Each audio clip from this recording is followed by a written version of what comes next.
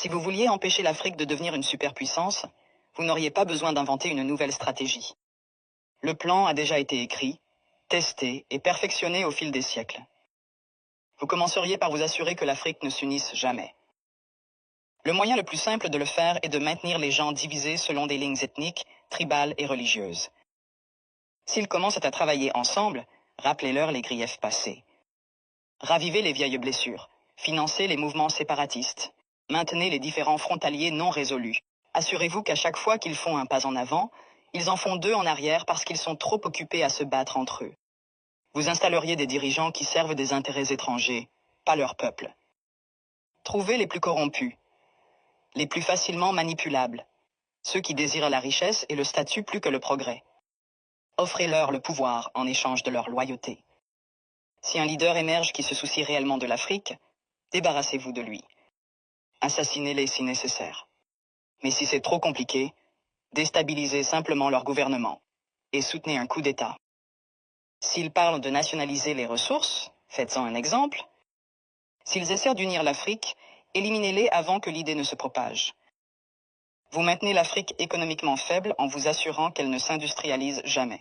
Laissez-les exporter des matières premières, mais ne les laissez jamais les transformer eux-mêmes. Contrôlez les mines, les champs pétrolifères, les minéraux rares. Gardez-les à vendre à bas prix et à acheter cher. Si un pays essaie de se libérer et de construire ses propres industries, sabotez-le. Imposez des sanctions, déstabilisez sa monnaie. Financez l'opposition locale, faites s'effondrer son économie. Si cela ne fonctionne pas, orchestrez une guerre civile. Les gens ne peuvent pas construire quand ils sont trop occupés à essayer de survivre. Vous vous assureriez que leur système éducatif produit des travailleurs, pas des innovateurs. Enseignez-leur une histoire qui glorifie leurs oppresseurs. Faites-leur croire que leurs cultures sont primitives, que leurs ancêtres étaient des sauvages, que leur avenir dépend de l'approbation étrangère. Entraînez-les à mémoriser, pas à penser de manière critique. Gardez leurs meilleurs et plus brillants à la recherche d'opportunités à l'étranger. Faites-leur rêver de quitter l'Afrique plutôt que de la réparer.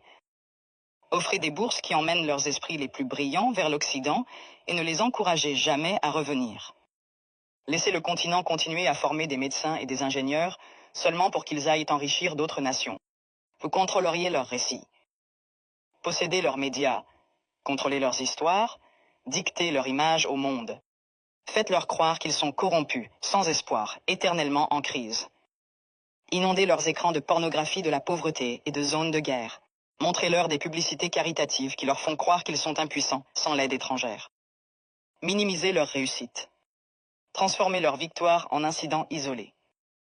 Si un pays africain développe une innovation révolutionnaire, attribuez le mérite à un investisseur étranger. Si un dirigeant africain met en œuvre une politique réussie, présentez-la comme une anomalie plutôt qu'une preuve de compétence. Vous vous assureriez qu'ils restent dépendants, les noyer dans la dette. Offrir des prêts avec des conditions impossibles.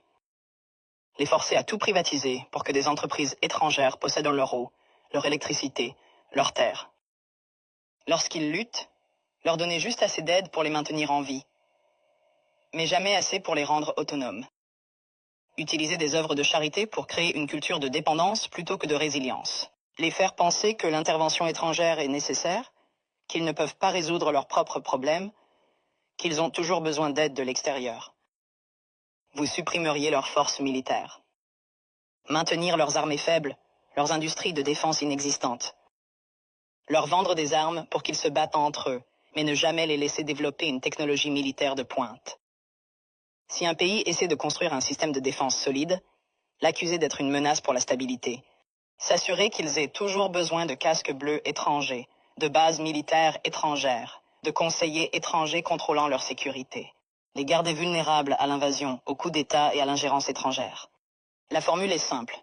Diviser, corrompre, exploiter, désinformer, contrôler. Les maintenir en train de se battre entre eux. Les faire regarder à l'extérieur pour des solutions. Les garder pauvres, dépendants, en insécurité. S'assurer que chaque tentative de se libérer rencontre une résistance si forte que la génération suivante y réfléchisse à 2 fois avant d'essayer à nouveau. Ce n'est pas une théorie, c'est l'histoire. La vraie question n'est pas comment empêcher l'Afrique de devenir une superpuissance. C'est comment l'Afrique peut briser le cycle, malgré tous les efforts pour la maintenir à terre.